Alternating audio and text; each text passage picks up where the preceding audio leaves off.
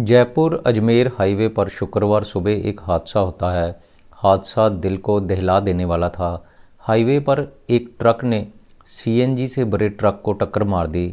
टक्कर लगने से सीएनजी भरे कंटेनर की नोज़ल टूट जाती है और वहां पर गैस लीक होने लगती है। और जैसे ही उस गैस को आग लगती है, उसके बाद एक बहुत ही तेज़ धमाका होता है जिसकी आवाज़ 10 किलोमीटर दूर तक सुनाई देती है। चारों तरफ धुआं ही धुआं हो जाता है। धुएं का गुबार आसमान में इतना ऊंचा उठता है कि उसको कई किलोमीटर दूर से देखा जा सकता था। एक यू टर्न पड़ता है, वहाँ पर एक टैंकर यू टर्न ले रहा था। उसी समय जयपुर की तरफ से एक ट्रक ने उसको टक्कर मार दी। गैस का रिसाव होने लगता है। देखते ही देखते गैस पूरे सड़क पर फैल जाती है और गैस ने आग पकड़ ली। आसपास से जाने वाले लोग, कारों में बैठे हुए लोग, यहाँ तक कि एक बस जो कि यात्रियों से भरी हुई थी, उसके अंदर बैठे हुए लोग भी हादसे की चपेट में आ जाते हैं। बस ट्रक से सटी हुई थी, इसलिए उसका दरवाज़ा नहीं खुलता। यात्री ज़िंदा ही जलने लगते हैं। उनको बाहर निकलने का रास्ता ही नहीं मिल रहा था क्योंकि दरवाज़ा ट्रक से सटा होने के कारण खुल नहीं पा रहा था। कुछ लोग खिड़कियों से कूदकर अपनी जान बचाने में कामयाब हो जाते हैं, लेकिन ज़्यादातर लोग जो बस में बैठे हुए थे वो आग से बुरी तरह जल जाते हैं और सभी यात्री लगभग 80% तक आग से बर्न हो चुके थे। आसपास की गाड़ियां जलकर खाक हो गई थी। जयपुर अजमेर का ये रूट हमेशा ही बिज़ी रहता है। सुबह सुबह लोगों को ऑफिस, स्कूल, कॉलेज जाने की जल्दी होती है। उसके बाद भी सारा दिन यहाँ पर गाड़ियों की आवाजाही लगी रहती है। जिस समय ये हादसा हुआ था उस समय कई गाड़ियां हाईवे पर मौजूद थी और धमाके वाली जगह की तकरीबन 500 मीटर के दायरे में जो भी गाड़ियां आ रही थी, जो भी व्यक्ति आ रहे थे, वो सभी आग की चपेट में आ जाते हैं और बुरी तरह से जल जाते हैं। चारों तरफ सामान बिखरा पड़ा था। लोग तेज़ी से इधर उधर भाग रहे थे। जहाँ पर ये सारी घटना घटित होती है उस जगह से पेट्रोल पंप भी बिल्कुल ही नज़दीक था। आग चारों तरफ फैल रही थी, लेकिन गनीमत ये रही कि आग पेट्रोल पंप तक नहीं पहुंची, नहीं तो स्थिति और भी ज़्यादा भयानक होने वाली थी। ब्लास्ट वाली जगह के पास जितनी भी गाड़ियां थी, जितने भी मोटरसाइकिल, स्कूटर, जो भी व्हीकल था, वो एक्सीडेंट वाली जगह के पास उस समय जो भी मौजूद थे सभी में आग लगती रही। लोग जहाँ पर खड़े थे वहीं पर खड़े खड़े आग की चपेट में आ गए। कुछ एक की किस्मत अच्छी भी थी जो भागने में कामयाब हो पाए, लेकिन ज़्यादातर लोग गाड़ियों में ही फंसे रह गए। गाड़ियों के दरवाजे खोलने की जगह नहीं थी, लोग अंदर फंसे हुए थे, इसलिए उन्हें भागने का मौका ही नहीं मिला और वो आग से बुरी तरह से जल जाते हैं। जिन लोगों को हॉस्पिटल में दाखिल करवाया गया था उनमें से ज़्यादातर लोग बहुत बुरी तरह जल चुके थे और इतनी क्रिटिकल कंडीशन में जले होने के कारण उन लोगों की भी बचने की उम्मीद नाम मात्र ही थी। कई गाड़ियों को काट काट कर लोगों को बाहर निकाला गया और एम्बुलेंस के जरिए उन्हें हॉस्पिटल पहुंचाया गया। जिस ट्रक से सीएनजी गैस वाले कंटेनर की टक्कर हुई थी उस ट्रक में भी आग लग चुकी थी। उसका ऊपरी हिस्सा पूरी तरह से जल चुका था। फायर ब्रिगेड की गाड़ियों ने ट्रक पर लगी हुई आग को बुझाया, तो जब ट्रक को काट कर देखा तो उसके नीचे वाले हिस्से में माचिस के बड़े बड़े पार्सल पड़े हुए थे जो कि अत्यंत ही ज्वलनशील थे। आग उन तक नहीं पहुंची। अगर उन तक भी आग पहुंच जाती तो और भी ज़ोरदार विस्फोट होने की संभावना थी।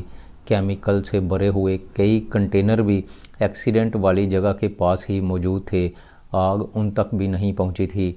अगर उन तक पहुंच जाती तो स्थिति और भी ज़्यादा खतरनाक होने वाली थी। घटनास्थल वाली जगह के आसपास की जगह पर सीसीटीवी कैमराज लगे हुए थे। सीसीटीवी कैमराज की फुटेज को देखने के बाद पता चलता है कि कई लोग उस समय ज़िंदा जल चुके थे और वो अपनी जान बचाने के लिए इधर उधर भाग रहे थे, लेकिन उनकी समझ में कुछ नहीं आ रहा था कि वो अपने शरीर पर लगी हुई आग को कैसे बुझाएं।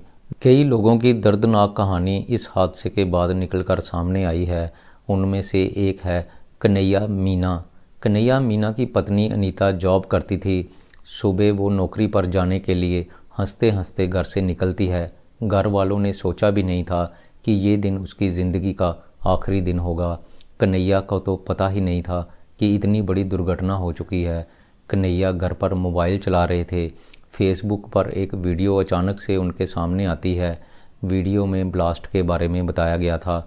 और हादसे वाली जगह के बारे में जब कन्हैया ने सुना तो वो घबरा जाता है, क्योंकि उसकी पत्नी भी उसी रूट से जा रही थी। कन्हैया अपनी पत्नी अनीता को फ़ोन करता है, लेकिन अनीता का फ़ोन स्विच ऑफ आ रहा था। उसके मन में अब रह रह कर ख्याल आ रहे थे, कहीं उसकी पत्नी के साथ कुछ गलत ना हो गया हो। बार बार फ़ोन करने पर भी जब पत्नी ने फ़ोन नहीं उठाया तो वो प्राइवेट हॉस्पिटल में जाते हैं, लेकिन वहाँ पर पत्नी के बारे में कुछ भी पता नहीं चलता। उसके बाद कन्हैया एसएमएस हॉस्पिटल में जाते हैं, लेकिन वहाँ पर भी अनीता का कुछ पता नहीं चलता। कन्हैया अनीता के भाई को फ़ोन करते हैं और अनीता के भाई को अनीता के ना मिलने के बारे में बताते हैं। अनीता का भाई भी एसएमएस हॉस्पिटल जाता है और वो भी अपने जीजा के साथ अपनी बहन की तलाश करने लगता है। पूरे हॉस्पिटल के इमरजेंसी वार्ड में तलाशने के बाद भी जब अनीता का कुछ पता नहीं चलता तो फिर उसको डॉक्टर कहते हैं कि एक बार आप मोर्चरी में देख लीजिए, जहाँ पर कुछ लाशें पड़ी हुई है जिनकी अभी पहचान नहीं हो पाई है। ये सुनकर कन्हैया और बसराम मन ही मन घबरा जाते हैं। डरते डरते जब वो मोर्चरी में जाते हैं तो वहाँ पर भी लाशों की बुरी हालत हो चुकी थी। शवों को पहचान पाना मुश्किल था। कन्हैया को लग रहा था कि शायद उसकी पत्नी यहाँ पर नहीं है, लेकिन तभी कन्हैया की नज़र एक शव पर पड़ती है। शव पूरी तरह से जल चुका था, चेहरा पहचान में नहीं आ रहा था, लेकिन उसके पैरों में एक बिछिया पहनी हुई थी और ये बिछिया कन्हैया की पत्नी अनीता अपने पैरों में पहनती थी। कन्हैया ने उस बिछिया को पहचान लिया था, ये शव उसकी पत्नी अनीता का ही था। कुछ ऐसी ही कहानी सीताराम चौधरी की भी है। उसका भतीजा राधे श्याम हादसे में 90% तक जल गया था। राधे रोज़ की तरह अपने घर से काम पर निकला था। राधे पैदल ही जा रहा था। उसके आगे चलने वाले टैंकर में जब ब्लास्ट के बाद आग लगती है तो राधे भी उस आग की चपेट में आ जाता है और बुरी तरह से जल जाता है। उसके कपड़ों को आग लगी हुई थी। उसने ब्लास्ट वाली जगह से दूर जाने के लिए भागना शुरू कर दिया। भागते भागते उसने अपने चाचा को फ़ोन किया। चाचा को जैसे ही पता चला वो दुर्घटना वाली जगह की तरफ जाने के लिए निकल पड़ते हैं, लेकिन हादसे के बाद वहाँ पर बहुत बड़ा जाम लग चुका था। राधे को एम्बुलेंस में डालकर हॉस्पिटल लेकर जाने की कोशिश की जाती है, लेकिन जाम इतना ज़्यादा था कि एम्बुलेंस 1 घंटे बाद भी उस जगह से मात्र 1 किलोमीटर तक आगे भी ना बढ़ पाई। सीताराम ने अपने भतीजे को अपनी गाड़ी में बिठाकर हॉस्पिटल पहुंचाया, लेकिन वहां पर भी इलाज समय पर नहीं मिल पाता। सीताराम ने डॉक्टरों को जल्दी से जल्दी अपने भतीजे की देखरेख करने के लिए कहा, लेकिन इलाज शुरू करने में काफ़ी देरी होने के कारण राधे श्याम ने दम तोड़ दिया।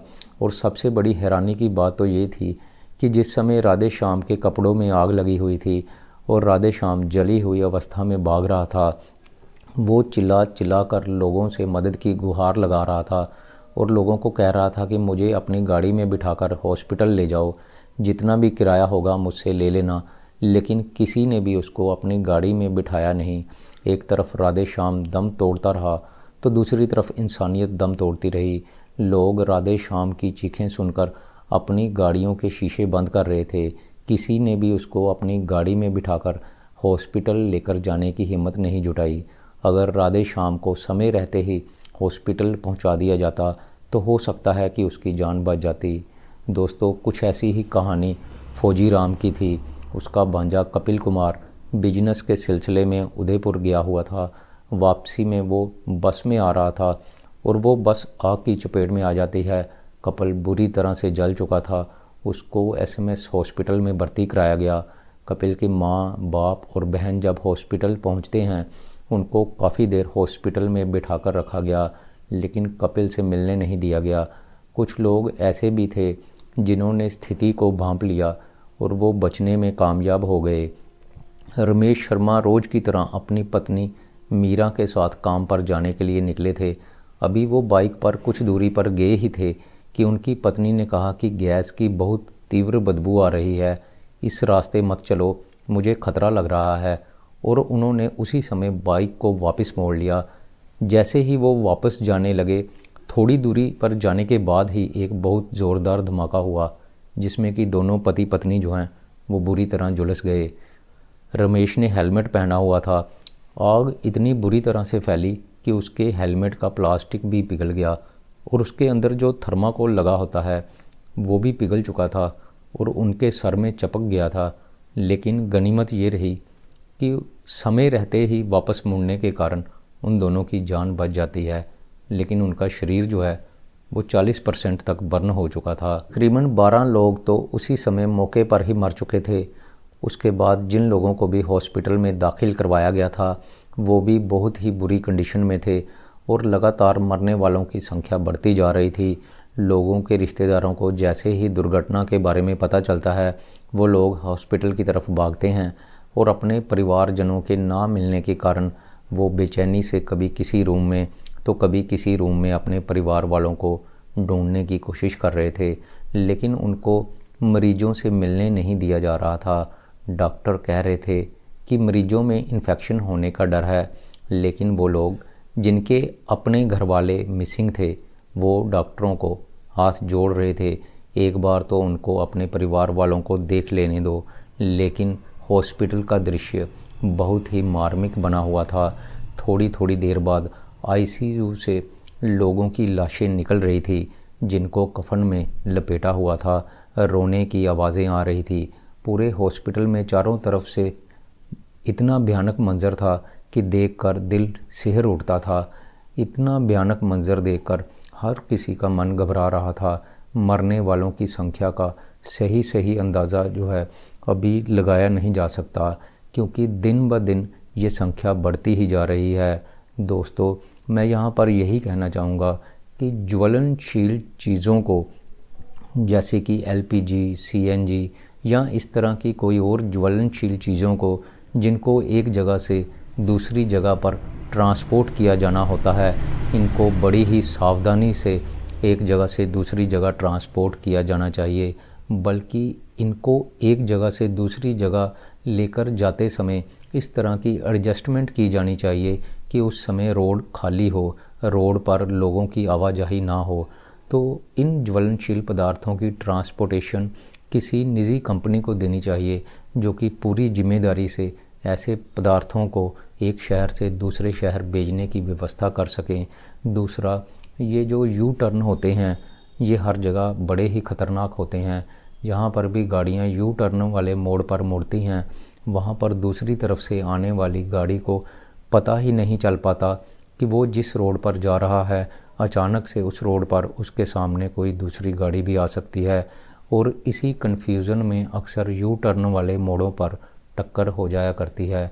यू टर्न वाले मोड़ सरकार को बंद कर देने चाहिए ताकि दोबारा से इस तरह के भयानक हादसों को होने से रोका जा सके। तो दोस्तों, आज की कहानी का मकसद मेरा आपको भयभीत करना नहीं था, विचलित करना नहीं था, लेकिन फिर भी मैंने आपको ये कहानी सुनाई ताकि सभी लोग इस तरह की स्थिति से अवेयर हो सकें। अगर हम रोड पर जा रहे हैं, हमारे पास किसी भी इस तरह के ज्वलनशील पदार्थ को किसी टैंकर में या किसी और कंटेनर में लेकर जाया जा रहा हो तो हमें उस जगह से फ़ौरन ही दूर चले जाना चाहिए। तो दोस्तों, मेरी आज की ये कहानी यहीं पर ख़त्म होती है। मैं फिर आऊँगा आपके लिए एक नई कहानी लेकर। तब तक के लिए नमस्कार, शुक्रिया।